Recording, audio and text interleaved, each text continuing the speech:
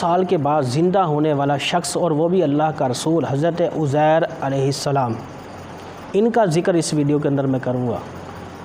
ان کے زمانے میں بنی اسرائیل کے اندر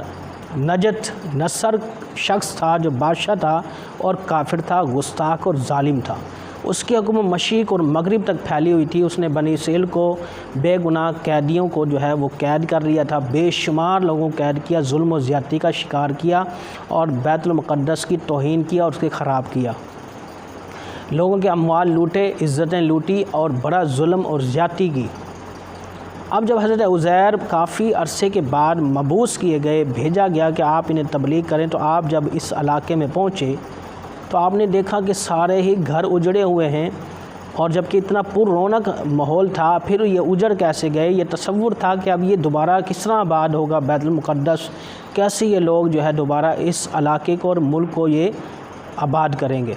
یہ تصور اور خیال ذہن میں ہی تھا کہ آپ کو اللہ نے موت کا ذائقہ چکھا دیا، اور وہیں آپ زمین پر تشریف لے آئے۔ آپ کے پاس کچھ کھانے کی اشیاء تھی، آپ کے پاس سواری تھی، وہ بھی گل سڑ گئی اور کھڑی کھڑی وہ بالکل ہڈیاں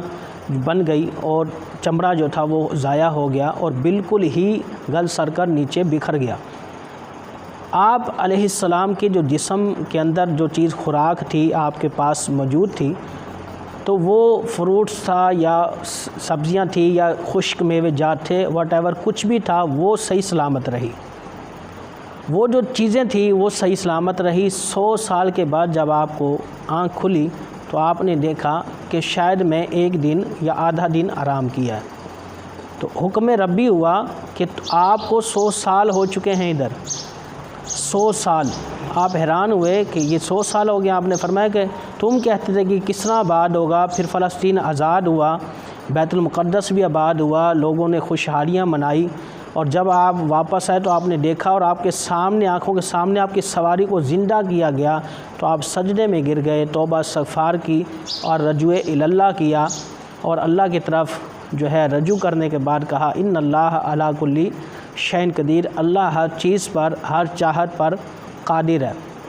اللہ چاہے تو 100 سال کے بعد بھی انسان کو زندہ کر دے، یہ ہمارا یقین اور بلیف ہے، اور یہی ہمارا مسلمانوں کا عقیدہ ہے کہ مرنے کے بعد انسانوں کو زندہ کیا جائے گا، کیونکہ کوئی بھی انسان کافر ہو، مسلمان ہو، نیک ہو، بد ہو، وہ مرتا ہی نہیں۔ انبیاء پہ تو مٹی کو، جسموں کو اور کھانا بھی حرام کر دیا۔ انبیاء کی جو جسم ہوتے ہیں وہ صحیح سلامت ہوتے ہیں، انہیں قبر کے سوال نہیں پوچھے جاتے، ولیوں سے بھی قبر کا سوال نہیں پوچھا جاتا۔ لہٰذا میں آپ سے عرض یہ کرنا چاہتا ہوں کہ انسان مرتا نہیں، روح اس کی زندہ رہتی ہے، اسی سے سوال ہوتا ہے، اسی سے پوچھ گچھ ہوتی ہے، اسی سے جزا یا سزا اسے دی جاتی ہے۔ کافر ہو یا مسلمان، وہ مرنے کے بعد زندہ ہو جاتا ہے، تبھی تو یہ عذاب اور جنت کا معاملہ کیا جاتا ہے، جیسے فرمان رسول ہے، جس کا مفہوم ہے کہ قبر جنت کے باغوں میں سے ایک باغ، جہنم کے گڑھوں میں سے ایک گڑھا ہے، لیکن جس کے لیے اللہ وسیع فرما دے۔